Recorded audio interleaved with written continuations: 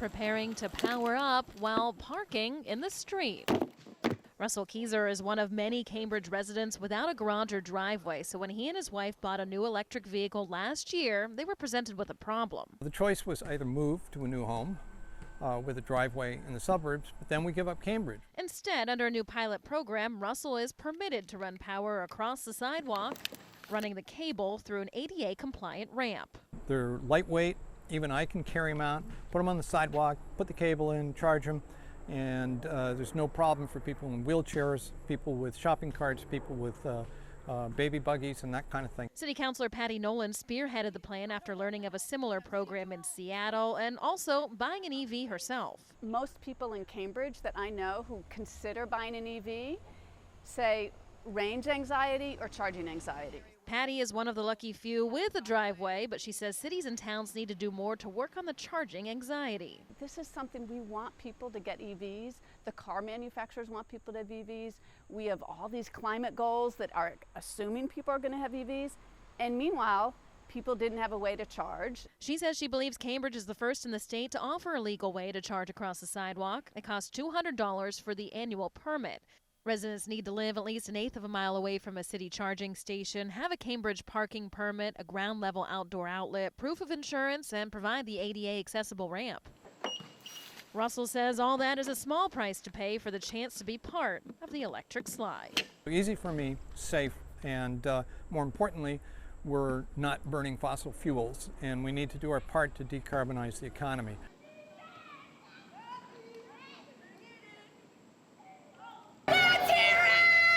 The chase for Boston's chowder champion is on. Hey, chowder! Get your chowder here! Saturday marked the return of Chowder Fest in downtown Crossing, and it was packed. It's a tasty tradition that's fitting for a New England Independence Day weekend. What do you think of the chowder? It's really good. It's delicious. Nice and hot and clammy. What are your thoughts? Good chowder, Bobby. The texture is just right. There were 9 different restaurants from Boston and beyond battling for bragging rights, serving up New England-style chowder. You don't mention Manhattan. Many serving up the signature staple with their spoons, oyster crackers, and even a little Tabasco to bring the heat for this cooking competition. Thank you very much. You're very welcome. Enjoy. The judges say the key to good chowder is consistency, and they have 3 main ingredients that all the chefs must use in their dish. Potatoes, pork, and one more, clams. You have those 3 key ingredients, but you can twist chowder in so many other directions once you build on that base. It's really interesting because the way that these people are approaching chowder is very different. There's all kinds of different styles, very traditional, very sort of non-traditional, so it's fun to see how these restaurants are riffing on that very simple dish. One family visiting from Iowa was on a mission. Do you have enough room to try We'll make them all? room. I think we're We're going to try them all. We'll pace ourselves. Because they don't get fresh chowder like this back at home.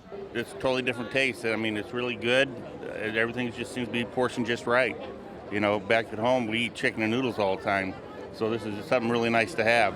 This year, Avenue 1 takes home the Chowder Fest champion title. Chowder! Chowder! Chowder! It's just great for people to come downtown. Downtown is still alive. We made it through the pandemic. We're here to stay. Come on down, walk around. The streets are beautiful. And though not all 9 restaurants may agree on whose chowder was best, the one thing they do agree on is how great it is to see the city getting back to normal.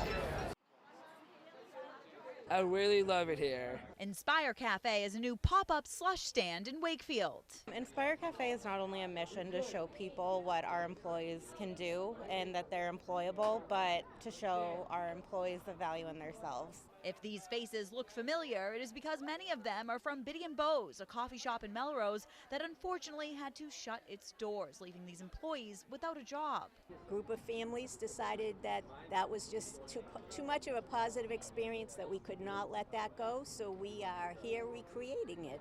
And after partnering with the Boys and Girls Club of Stoneham and Wakefield, the Inspire Cafe pop-up opened on Main Street. You're seeing these incredible people with different abilities come together and present not just a service, but a good. I mean, this place has been packed since we've opened. There's a demand for it and a need for it, and people are enjoying it. The name built around inclusion, independence, and inspiring change. I love working with my coworkers. We get to see each other again. We get to hang out here, take a lot of selfies, and it's just a treasure to be working with these group of kids again. They're a family to me. And this family is hoping to land in a more permanent home sooner rather than later. When we open up the new cafe, I hope we all make some new friends, make some memories, and bring all these people from this place to come to the cafe.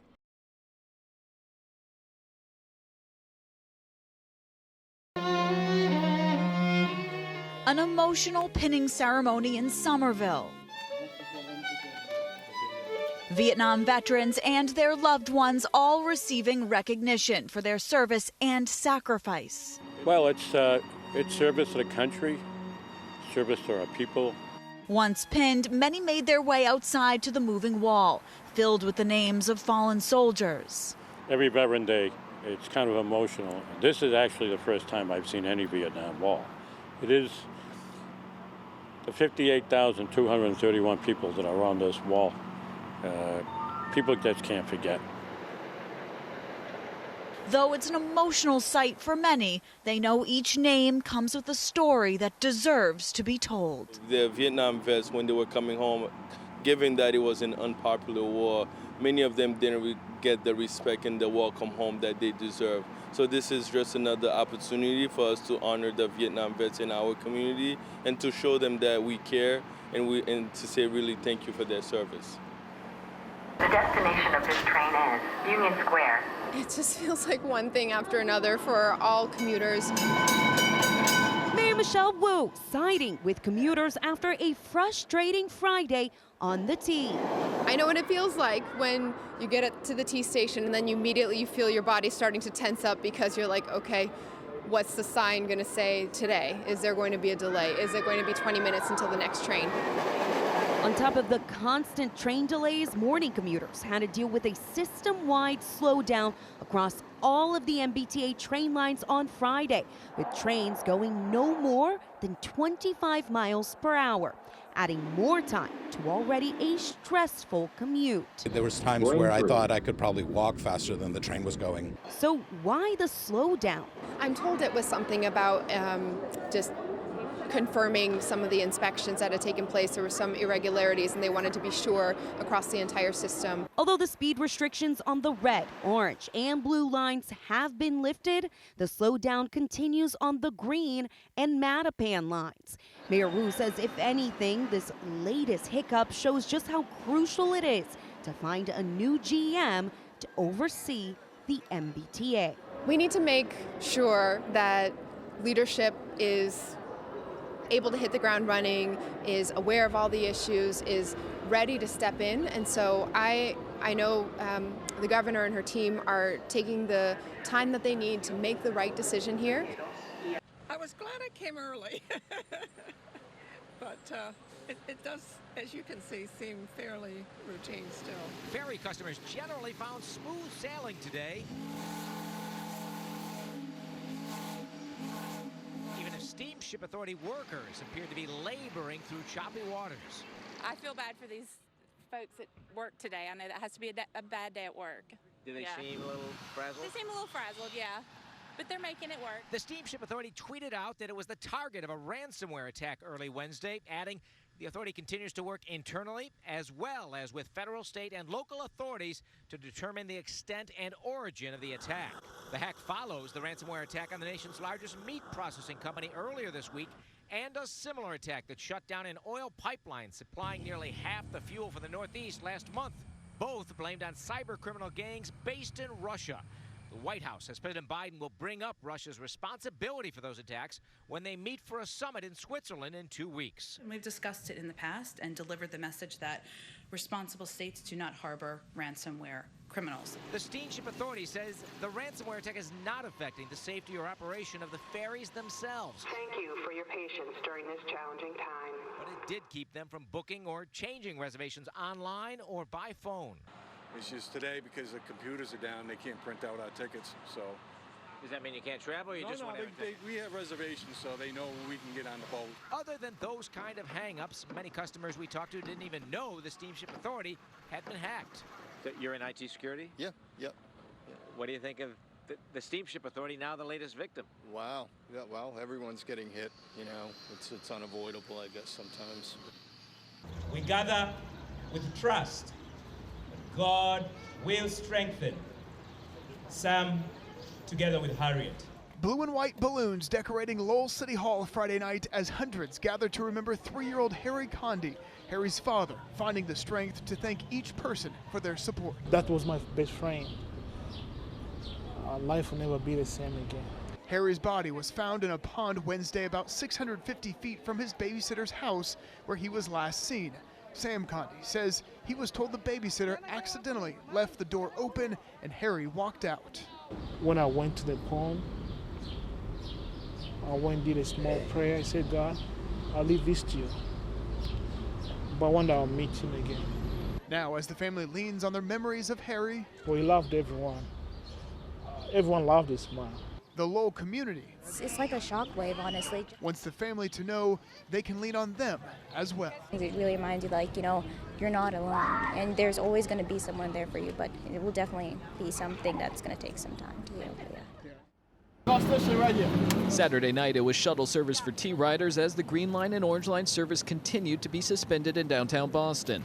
It's a mess. But the headaches could soon be over. Saturday afternoon, the MBTA announced service could potentially resume Monday, writing, "The MBTA is working toward resuming regular Orange and Green Line services as soon as is safely possible, and is aiming to resume regular service during the morning hours on Monday, June 27, 2022. If deemed safe by internal and third-party engineers and safety experts." Where are you going, young man? That'll be the ugly bus up front. All right, there you go. The switch to shuttles has been because of a structural issue with the Government Center garage, which has train tunnels running underneath it, with buses replacing Green Line service between Government Center and Leechmere, and Orange Line service suspended between North Station and Back Bay, affecting 7 stops. I actually didn't even know this was happening until just now. It's kind of frustrating. North Station. North Station. North Station. Okay, right here. North Station, right North Station. The change is still causing some confusion, as commuters and riders hope Monday may bring a change back to regular service. We just took it, one step at a time, and we checked with T people. The personnel were very kind and instructed us with what to do.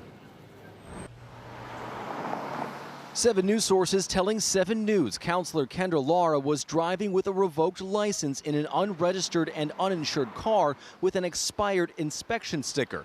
Those sources saying her child, who was taken to the hospital and received stitches, was not in a booster seat, as required by state law for his age and size. According to a redacted police report and Lara's office, she was driving down Center Street near the monument in Jamaica Plain when she says a car pulled away from the curb, forcing her to swerve. She told officers from the back of an ambulance she was unable to hit the brakes in time. The report saying she went through a metal fence, over some bushes, and then into the porch and foundation of the home. The driver of the other car told officers he believed Lara was speeding and that he was not close to hitting her. In a statement, Lara's chief of staff saying in part, the counselor thanks the responding officer from Boston Police Substation E13, Boston EMS, Boston Fire, and the attending team in the Children's Hospital emergency room for their care. She also thanks the neighbors and bystanders who came to their aid on the scene. It was a scary situation for everyone involved, but thankfully Counselor Lara and her son are expected to make a full recovery. She asked for privacy at this time. Lara could now face several charges, including operating a vehicle without a license and driving without insurance. She's expected to be summoned to court in West Roxbury. 7 News obtaining video of the falling debris that nearly hit a commuter earlier this week at the downtown Crossing T station.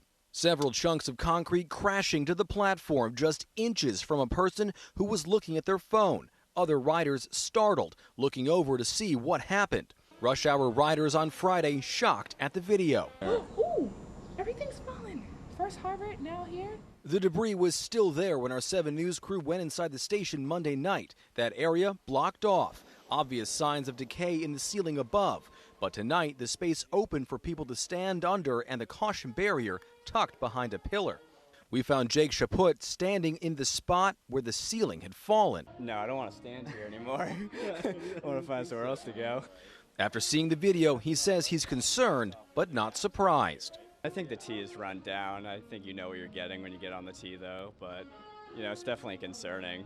Here at Downtown Crossing, signs of continuing decay everywhere. This just been patched with plywood. You know it's recent because the screws are still shiny. And above that, active water dripping from the ceiling as you look into an open hole. And then we noticed this as we were leaving. Yes, it's blocked off, but this hole is massive, at least 6 feet tall, and it goes all the way across. It has not been a good year for the T. Back in March, a woman was nearly hit by a ceiling tile that crashed onto the platform at Harvard Station. Then a few months later, at that same station, a utility box falling off a pole and hitting a woman. That woman planning to sue the MBTA. Just this week, a column at Copley Station seen held together with plastic ties and a fire breaking out on the Orange Line rail. The head of the MBTA telling state lawmakers this week he's still working to hire a new chief of stations who will address these issues and prevent problems before they happen. What I really needed to do is have one single entity to manage all of these different components and bring them together.